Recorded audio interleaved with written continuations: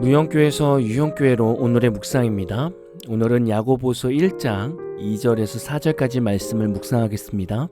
성경 말씀을 듣겠습니다. 내 형제들아, 너희가 여러 가지 시험을 당하거든 온전히 기쁘게 여기라. 이는 너희 믿음의 시련이 인내를 만들어내는 줄 너희가 알미라. 인내를 온전히 이루라. 이는 너희로 온전하고 구비하여 조금도 부족함이 없게 하려 함이라. 성도들 중에 시험을 좋아하는 사람은 없을 것입니다. 특별히 오늘 본문에서 나오는 시험은 단순한 유혹이 아니라 신앙을 시험하는 외적 시련, 고난, 박해 등을 포함합니다. 인생을 살다 보면 사람과 사람 관계에서 오는 어려움도 많고 성도와 성도, 성도와 목회자 관계에서 오는 어려움도 있습니다. 그리고 경제적인 어려움과 실패의 연속에서 오는 어려움도 있습니다. 우리는 이런 시험을 어떤 시선으로 바라보고 이겨낼 것인가 하는 질문을 끊임없이 던져야 합니다. 저는 목회자이기 이전에 그리스도인으로서 이런 질문을 해봤습니다. 왜 우리는 삶의 어려움이 올 때 하나님을 더 신뢰하지 못하고 하나님을 원망하거나 나를 힘들게 만든 환경을 탓하거나 신앙적으로 붙들어주지 못한 목회자를 원망할까라는 생각을 하게 되었습니다. 오늘 말씀으로 이런 우리의 삶을 점검해 본다면 우리의 삶에 감당할 수 없는 문제가 생길 때 우리는 그것을 하나님의 시선이 아니라 인간적인 시선으로 바라보게 됩니다. 어떤 사람은 당연히 인간적인 시선으로 바라보지 우리가 신도 아닌데 어떻게 하나님의 시선으로 문제를 바라보느냐 라고 질문할 수 있습니다. 맞습니다. 우리는 죄 많은 인간입니다. 그래서 문제와 어려움이 생길 때 내 자신을 먼저 탓하게 되고 문제 앞에서 절망하고 좌절하게 되고 남 탓을 하게 됩니다. 하나님의 시선보다는 인간의 시선으로 보는 것이 너무나 당연할 수 있습니다. 그런데 이렇게 살아가서는 구원도 없고 천국도 없습니다. 이 세상 살이는 녹록하지 못합니다. 왜냐하면 사탄이 늘 우는 사자와 같이 두루 삼킬 자를 찾고 있기 때문입니다.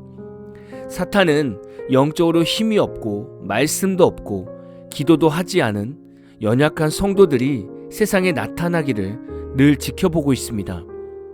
사탄이 연약한 성도를 만드는 방법은 다른 것 아닙니다. 삶 속에 지속적으로 시험을 주고 그 안에서 부정적인 마음과 원망을 넣어주는 것입니다. 이렇게 계속 신앙생활하면 우리는 교회를 다니지만 곧 예수님을 부인하는 죄인으로 성장하게 됩니다. 오늘 말씀에서는 사탄의 유혹이나 신앙의 연단이 있을 때 온전히 기쁘게 여기라고 말씀하고 있습니다. 어떻게 시험이 오는데 기뻐할 수 있을까요? 저는 이 말씀을 작성할 때 순간 연예인이며 가수인 김종국 씨가 생각이 났습니다. 가수 겸 연예인인 김종국 씨는 헬스를 정말 좋아합니다. 주변에서 중독이라고 말할 정도로 정말 헬스를 좋아합니다. 여러분들 중에 헬스를 해보신 분들은 아시겠지만 무거운 바벨을 드는 것이 쉬운 것이 아닙니다. 그리고 편한 것도 아닙니다. 땀을 흘리며 팔과 다리가 힘들고 근육에 찢어짐이 있어서 아프기도 합니다. 그리고 오래 운동하면 지치기도 합니다. 그런데 김종국 씨는 헬스를 하면서 뭐라고 하냐면 맛있다 라고 표현합니다. 근육에 힘이 가해지고 자극이 오고 근육에 근육을 더하는 그 힘든 운동 시간을 맛있다 라고 말하며 운동을 합니다. 어떻게 힘든 운동을 하면서 이런 말로 표현할 수 있을까요? 그것은 김종국 씨가 운동하면서 통쾌함과 멋진 근육과 힘과 체력의 결과를 체험하고 있기 때문입니다. 그래서 힘든 운동을 해도 기쁘게 받아들일 수 있는 것이죠. 우리도 힘든 영적 시험이 올 때 김종국 씨처럼 맛있다 라고 표현하면 어떨까요? 이 말은 우리가 시험을 기쁘게 받고 시험을 이겨내므로 내 신앙에 영적 근력이 생기고 영성이 더 강력해지며 단단한 믿음이 생기는 우리의 신앙의 결과를 기대한다면 우리는 시험이 올 때 기쁜 마음으로 받을 수 있을 것입니다. 이런 신앙생활이 우리에게 있다면 삶이 얼마나 활기차지겠습니까? 사탄의 공격은 사실 우리가 죽는 그날까지 있습니다. 아무리 피하고 싶어도 피할 수 없는 것이 시험입니다. 그렇다면 우리가 이 시험을 마주하는 자세를 바꾸면 얻어지는 결과도 달라진다는 말씀입니다. 오늘 말씀에서는 시험이 올 때 우리가 어떻게 대처해야 하는지를 말씀하고 있는데요. 그 방법은 바로 인내를 온전히 이루라는 것입니다. 올림픽 금메달리스트를 보면 그들만의 악착 같은 열정이 있습니다. 체력 훈련을 하든 자신의 종목을 연습하든 인간의 한계를 뛰어넘는 시간들이 있습니다. 이들이 이렇게 자신의 한계를 매번 뛰어넘을 수 있는 것은 남다른 체력이 있어서 그럴 수 있지만 무엇보다 남다른 강력한 인내심이 있기 때문에 그 인내심이 정신과 육체를 지배하여 모든 훈련을 감당할 수 있는 것입니다. 인내는 이만큼 사람에게 강력함을 더해줍니다. 우리의 천국 여정도 같습니다.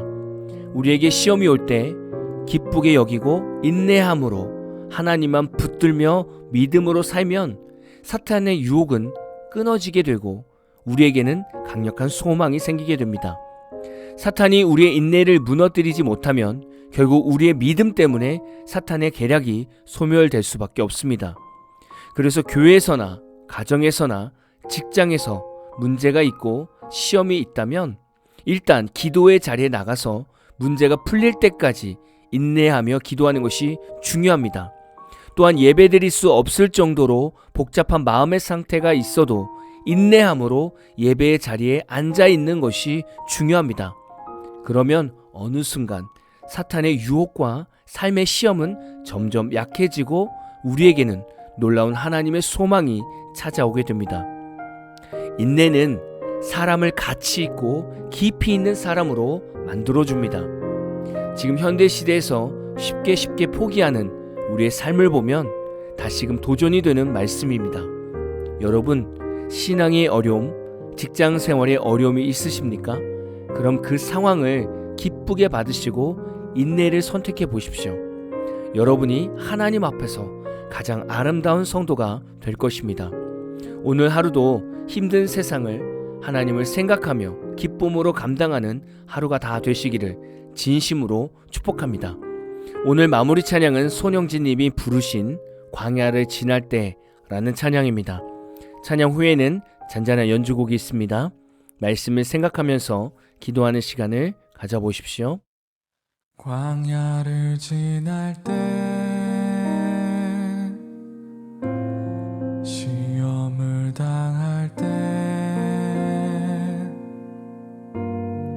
어려운 순간에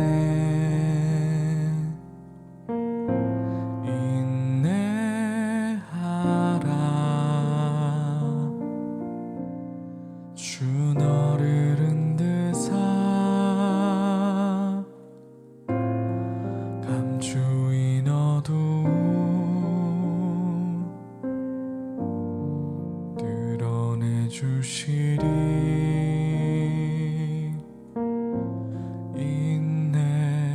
인내하라. 주 안에서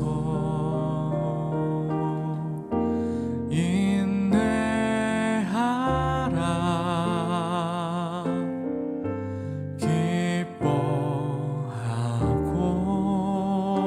기뻐하고 감사하라. 주 내 방패 되사 그 선하심으로 늘 함께 하시며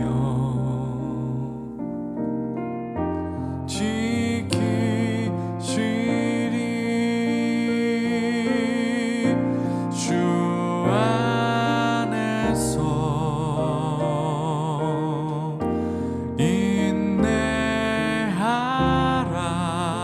인내하라. 기뻐하고